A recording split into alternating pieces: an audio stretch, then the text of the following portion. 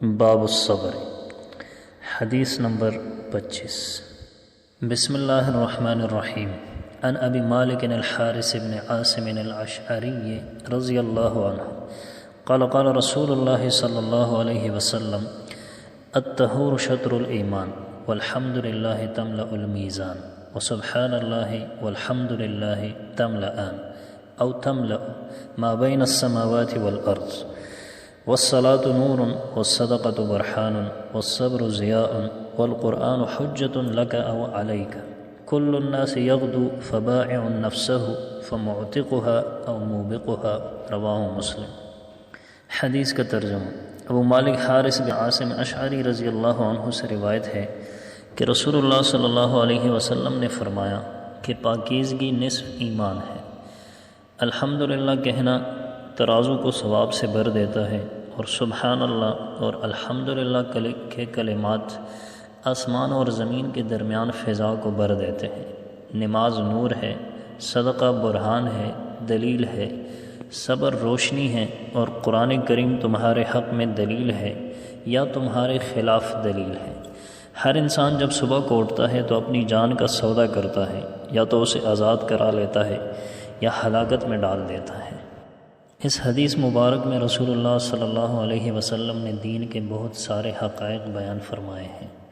پہلی بات یہ ارشاد فرمائی کہ طہارت اور پاکیزگی ایمان کا خاص جز اور اس کا ایک اہم حصہ ہے۔ طہارت اور پاکیزگی کی اہمیت بیان فرمانے کے بعد آپ صلی اللہ علیہ وسلم نے اللہ تعالیٰ کی تسبیح اور تحمید کا اجر و ثواب اور اس کی فضیلت بیان فرمائی ہے۔ فرمایا کہ ایک کلمہ سبحان اللہ میزان عمل کو بھر دیتا ہے، اور اس سبحان اللہ کے ساتھ الحمدللہ بھی مل جائے تو ان دونوں کا نور زمین اور آسمان کی ساری فضاؤں کو معمور اور منور کر دیتا ہے۔ اس کے بعد رسول اللہ صلی اللہ علیہ وسلم نے فرمایا کہ نماز نور ہے، اور نماز کی برکت سے مومن کا دل منور ہو جاتا ہے، اور اس کا اثر یہ ہوتا ہے کہ وہ فواحش سے بچتا ہے اور منکرات سے اجتناب کرتا ہے، اور آخرت میں نماز نور بن کر مومن کے آگے آگے چلے گی۔ اس کے بعد رسول اللہ صلی اللہ علیہ وسلم نے صدقے کے بارے میں ارشاد فرمایا کہ وہ دلیل اور برہان ہے، یعنی اس امر کی دلیل ہے کہ صدقہ کرنے والا مومن اور مسلم ہے، کیونکہ اگر دل میں ایمان نہ ہو تو اپنی کمائی کا صدقہ کرنا آسان نہیں ہے، اور آخرت میں صدقہ کو اس کے ایمان کی دلیل اور نشانی مان کر اس کو انعامات سے نوازا جائے گا۔ اس کے بعد رسول اللہ صلی اللہ علیہ وسلم نے صبر کے بارے میں ارشاد فرمایا ہے کہ وہ روشنی اور اجالا ہے۔ قرآن اور حدیث کی زبان میں صبر کے معنی ہیں اللہ کے حکم کے تحت نفس کی خواہشات کو دبانا، اور اس راہ میں جو ناگواریاں اور تلخیاں آتی ہو اس کو برداشت کرتے رہنا۔ اس لحاظ سے گویا صبر پوری دینی زندگی کو اپنے اندر لیے ہوئے ہے، اور اس میں نماز، روزہ، صدقہ، حج اور جہاد، اور ان کے علاوہ اللہ کے لیے دین کے احکام کی پابندی میں ہر قسم کی تکلیفیں برداشت کرنا سب ہی صبر کے مفہوم میں داخل ہے۔ اس کے بعد رسول اللہ صلی اللہ علیہ وسلم نے قرآن کے بارے میں ارشاد فرمایا کہ وہ یا تو تمہارے حق میں دلیل ہے یا تمہارے خلاف۔ مطلب یہ ہے کہ قرآن کریم اللہ تعالیٰ کا کلام اور اس کا ہدایت نامہ ہے۔ اب اگر تمہارا تعلق اور رویہ اس قرآن کے ساتھ عظمت اور احترام اور اتباع والا ہوگا جیسا کہ ایک صاحب ایمان کا ہونا چاہیے، تو وہ تمہارے لیے شاہد اور دلیل بنے گا، اور اگر تمہارا رویہ اس کے برخلاف ہوگا تو پھر اس کی شہادت تمہارے خلاف ہوگی۔ ان تنبیہات اور ترغیبات کے بعد رسول اللہ صلی اللہ علیہ وسلم نے آخر میں ارشاد فرمایا کہ اس دنیا کا ہر انسان روزانہ اپنے نفس اور اپنی جان کا سودا کرتا ہے، پھر یا تو وہ اس کو نجات دلانے والا ہے یا ہلاک کرنے والا ہے۔ مطلب یہ ہے کہ انسان کی زندگی ایک مسلسل تجارت ہے۔ اگر وہ اللہ تعالیٰ کی بندگی اور اللہ کی رضا والی زندگی گزار رہا ہے تو اپنی ذات کے لیے بڑی اچھی کمائی کر رہا ہے اور اس کی نجات کا سامان کر رہا ہے، اور اگر اس کے برعکس وہ نفس پرستی اور خدا فراموشی کی زندگی گزار رہا ہے تو اپنی تباہی اور بربادی کما رہا ہے اور اپنے آپ کو جہنم کا ایندھن بنا رہا ہے۔ اللہ تعالی ہم سب کو اپنی رضا والی زندگی نصیب فرمائے۔ حدیث نمبر 26۔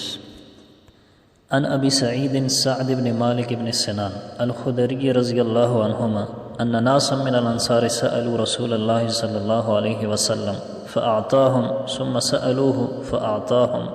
حتى نفذ ما عنده فقال لهم حين أنفق كل شيء بيده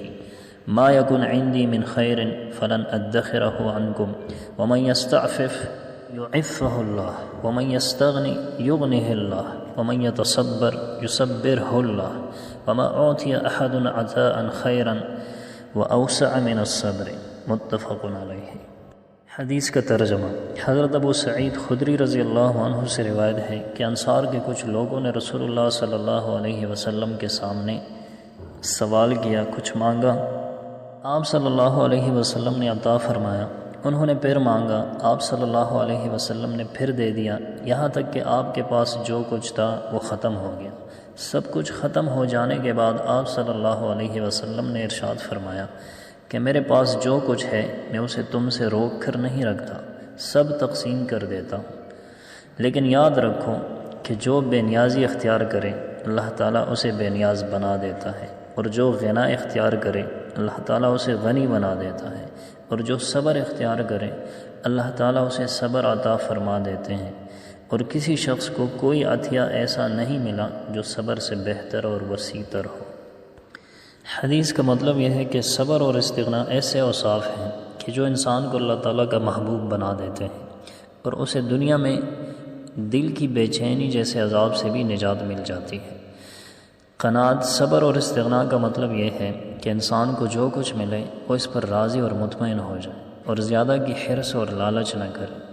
یہی وجہ ہے کہ متعدد احادیث میں صبر اور استغنا کی فضیلتیں بیان کی گئی ہیں۔ استغنا یہ ہے کہ انسان اکل حلال پر قناعت کرے، جو کچھ حلال روزی اس کو ملے اس پر صبر کرے،